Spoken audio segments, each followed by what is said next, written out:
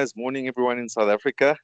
Just a quick one to Cobus. You made your test debut against the Aussies like a decade ago, and another opportunity for you to prove that you still have it 10 years later. Yeah, made my debut against them in Cape Town, 2014. You're right. Started young those days, and still a little bit young in the bone. So it's always fun. It's going to be a huge challenge for us as a team to go out there and put a performance on that we are proud of. So it's not anything individual. It's just the whole team just needs to put a show on that our people can be proud of. Mike? Question for Cobus. I'm not too sure how often you've played with Sasha, but what are the attributes you're picking up from him, and what are you looking forward to seeing from him on Saturday? Yeah, I haven't played with him as 9 and 10, but the whole week he shows he's got a rugby head on him. He's a young boy, but he's hugely talented, and I'm really excited for him to go out there. He's got the backing of the 22 other players and the rest of the squad here to just go out there and express himself and enjoy the moment. I think he's going to do well. I think there's a lot of X factor in him. He's going to pull a few strings and create a few opportunities, I think. Stephen? Thank you very much, Z. Question for Ox. Ox, just in terms of, the scrum clock and the 30-second rule there, how's it been going with the guys in training? Are you guys confident that you'd be able to, get through that no problem and have the same power in the scrums? Yeah, it shouldn't be a problem. I mean, we've looked at all our scrums even before these slight law changes, really. But we like we always say, we always buy the ref when like way before 30 seconds. So I think it shouldn't be a problem for us. We just have to adapt, and I mean, we did speak about it and we made plans for it. So yeah, we'll just simply adapt, and yeah, it shouldn't be a problem for us. Percy? Morning, Zina. Good morning, gentlemen. Or good evening. Zina, I missed your introduction. Can I ask Afrikaans, man? Percy, yes, since your hand is up next and no one else's is, yeah, that's fine. Thank you so much, Zina. Cobus, kan ek gewoon vir jou vra? Gewoonlik 'n soortgelyke vraag soos my kollega Michael gevra het. Gewoonlik julle as 'n skakelpaar moet 'n soort van 'n verhouding vorm. Jy laat dit klink asof julle die week redelik saam mekaar gewerk het. Hoe dink jy gaan hy verhouding? Het julle 'n verhouding nodig in 'n groot toets teen die Wallabies? En net kortliks, wat is jou geskiedenis met die Wallabies self? Hoe gereeld het jy al teen hulle gespeel? Ja, ek dink skakelpaar gaan altyd 'n verhouding nodig hê, maar dis hoe ons hier oefen op van die begin af, vanaf die squad bymekaar gekom het. Die ouens ruil in op 15, op 10, op 12. Ons is op 9 en op vleuel.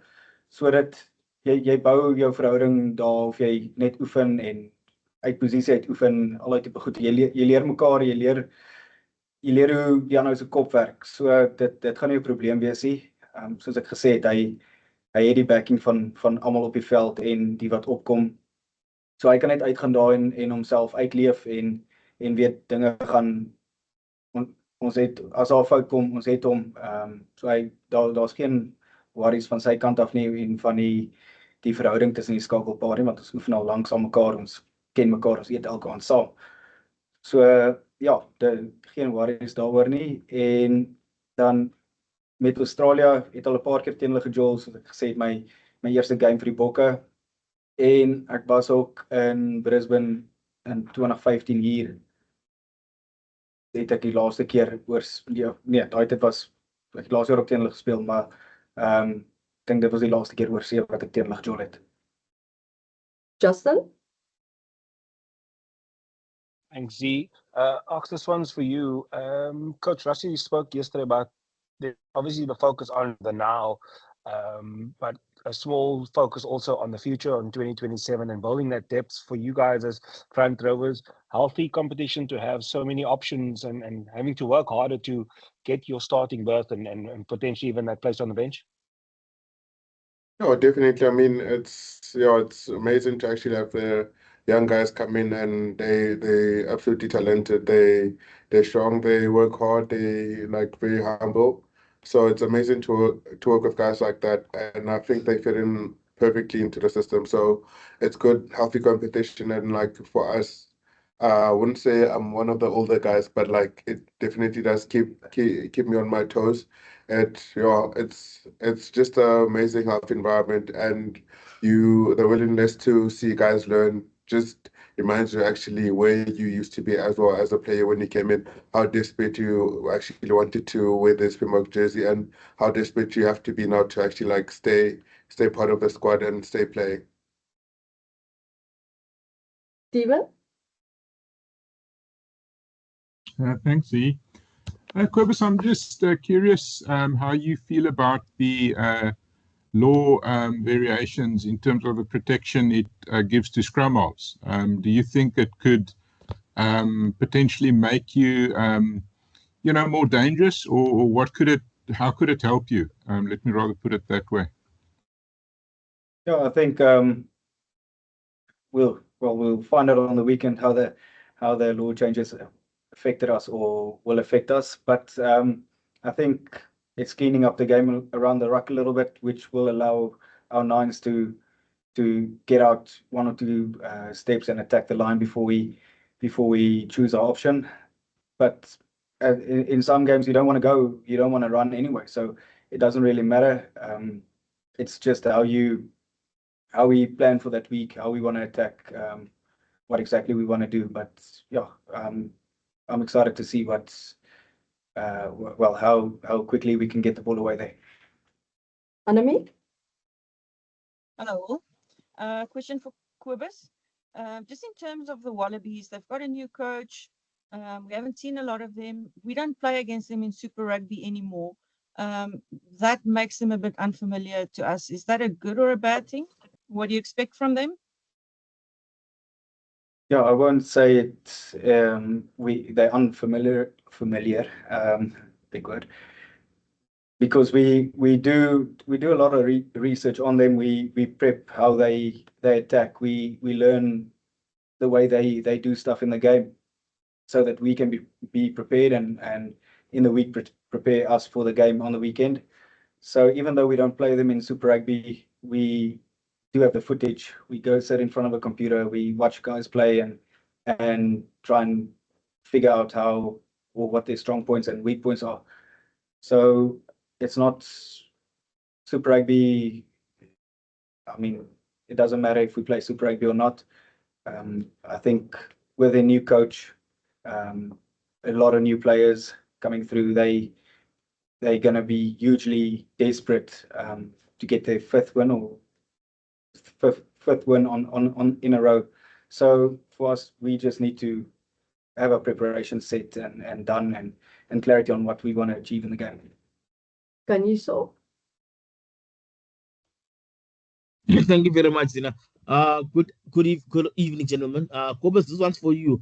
Cobus, you've been to Australia a few times, as either going the Sharks or the Boks. What makes winning in Australia so difficult for the Springboks? I think, yeah, sometimes in the older days, or a few years ago, we would look past Australia because we have maybe New Zealand after, or we don't prepare as well because we know there's more games to come and tougher games to come, and we're not doing that anymore. We focus just on what's coming on the weekend. We don't care about next weekend or how we're going to prep or what we're going to do. We're just focusing on the now and here and what we need to do as a team to get the win, and again to put a performance out there that is worthy of our people. Percy? Baie dankie Zina. Cobus, net nog 'n vraag, 'n soortgelyke vraag soos my kollega Annemie gevra het. Jy het vir my herinner dat jy 'n debuut in 2014 gemaak het. Die wêreld het sedert dramaties verander in die laaste 10 jaar, meneer. Kan ek jou vra vir die jaar tydens die Wêreldbeker was Australië 'n land, 'n span wat afgeskryf was. Jy het sopas ons genoem dat hulle nou 'n paar oorwinnings in 'n ry gehad. Kan die Springbokke die wêreldkampioene bekostig om hierdie Wallaby span onder nuwe afrigter te onderskat nie? Kijk, daar was 'n tyd waar ons ook nie te goed gedoen het in die rankings en al daai tipe dinge nie. Ons het 'n paar games verloor en dinge het nie positief gelyk vir ons nie. En dit het ons elke keer net meer en meer desperaat gemaak. En ek dink dis waar ons vir Australië nou kan sit. Hulle is en gaan desperaat wees om hierdie game te wen. So daar's nie jy kan nie altyd bepaal wat 'n ou wat desperate is wat hy gaan doen en hoe sterk hulle gaan uitkom nie, maar ons kan bepaal wat ons doen en hoe ons die game mentally en fisies gaan aanvat. So ek het vroeër gesê ons pray baie vir hulle, maar ons moet onsself ook prepare vir wat ons kan doen en waar ons sterkpunte lê. Steven? Thanks, E.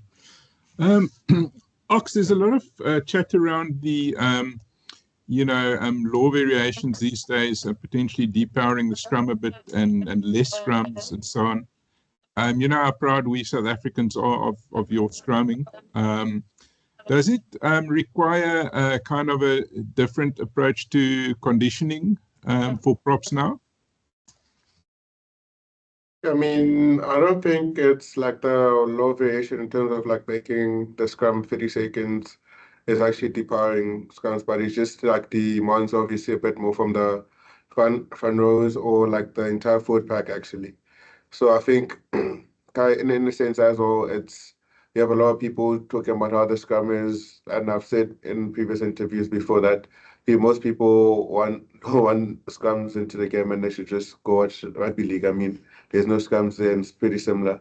But in this, I think they adapted well, making the scrums a bit quicker and making sure that, as well, like for coaches and for players as well, for you to actually be able to come deliver your trade to show the world what you're really good at as a tight forward, then you have to kind of meet the fitness requirements, make sure you set quickly, make sure that the game just keeps on flowing and you don't have guys